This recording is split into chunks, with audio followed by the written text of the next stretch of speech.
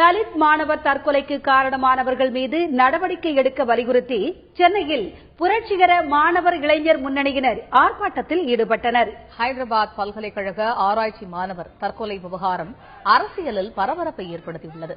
இந்த விவகாரத்தில் தொடர்புடையவர்களை கைது செய்யக்கோரி சென்னை அண்ணா சாலையில் உள்ள தலைமை தபால் நிலையம் அருகே புரட்சிகர மாணவர் இளைஞர் முன்னணியினர் ஆர்ப்பாட்டம் நடைபெற்றது. அப்போது தபால் நிலையத்தை முற்றுகையிட முயன்ற 50க்கும் மேற்பட்ட ஆர்ப்பாட்டக்காரர்கள் கைது செய்யப்பட்டனர். இதற்கு தீர்வு சிறுபான்மையினர், தலித்துகள், உழைக்கின்ற மக்கள் அனைவரும் ஓரணியில் திரண்டு தேர்தல் அரசியலுக்கு அப்பால் ஓரணியில், அதற்கு வெளியில் நின்று ஓரணியில் திரண்டு நிர்பந்தித்தால்தான் அதற்கான நீதியை பெற முடியும் என்று நாங்கள் கருதுகிறோம்.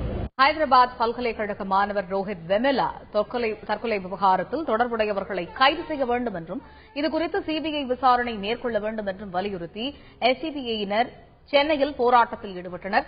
மாவட்ட ஆட்சியர் அலுவலகம் அருகில் உள்ள தலைமை தபால் நிலையம் அருகே அனுமதியின்றி போராட்டம் நடத்திய அவர்களை காவல்துறையினர் கைது செய்தனர்.